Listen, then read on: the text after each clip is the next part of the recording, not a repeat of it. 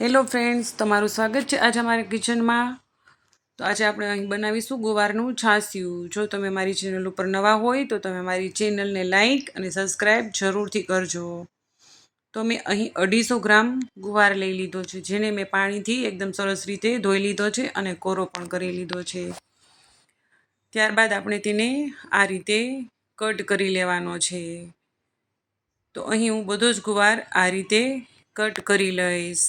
તમે જોઈ શકો છો અહીં આપણો ગુવાર છે તે બધો કટ થઈ ગયો છે। તો ત્યારબાદ હવે હું એક ટમેટું લઈ લઈશ, તેને પણ હું કટ કરી લઈશ। ત્યારબાદ આપણે કુકરમાં કટ કરેલું ગુવાર એડ કરી દઈશું અને કટ કરેલું ટમેટું છે તે પણ એડ કરી દઈશું અને અડધો લીટરથી પણ ઓછું પાણી આપણે એડ કરવાનું છે। અને ત્યારબાદ એમાં હું અડધી ચમચી નમક એડ કરી દઈશ અને ગેસની ફ્લેમ ઉપર મૂકી દઈશ અને 3 વિસલ વગાડી લઈશ। હવે તમે જોઈ શકો છો અહીં આપણો ગુવાર છે તે એકદમ સરસ રીતે બફાઈ ગયો છે। તો હવે આપણે તેને ભાજી મેસરની મદદથી આપણે તેને મેશ કરી લઈશું। ગુવારને આપણે સારી રીતે એકદમ સરસ રીતે મેશ કરી લેવાનો છે, જે ગ્રેવી ટાઈપ થઈ જશે।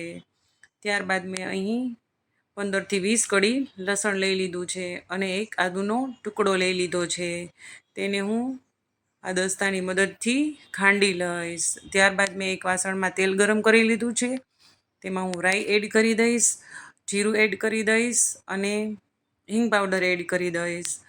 ત્યારબાદ મેં જે ખાંડેલું છે લસણ અને આદું તે પણ હું એડ કરી દઈશ અને તેને હું સારી રીતે સાતળી લઈશ। ત્યારબાદ તેમાં હું હળદર એડ કરી દઈશ અને થોડું મરચું પાવડર એડ કરી દઈશ। મરચું પાવડર તમારે જે રીતે તીખાશ જોતી હોય તે રીતે એડ કરજો અને તેમાં મીઠું પણ એડ કરી દઈશ। આપણે મીઠું આમાં ઓછું એડ કરવાનું છે, કારણ કે આપણે પહેલાં પણ મીઠું નાખેલું હતું બાફવામાં।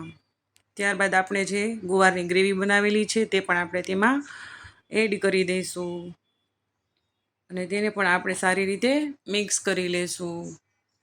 તો આપણે એકદમ સરસ રીતે ગુવારની ગ્રેવી છે તે એકદમ મિક્સ કરી લેવાની છે અને ત્યારબાદ આપણે ગેસની ફ્લેમ સ્લો રાખી દઈશું અને તેમાં આપણે દહીં એડ કરી દઈશું।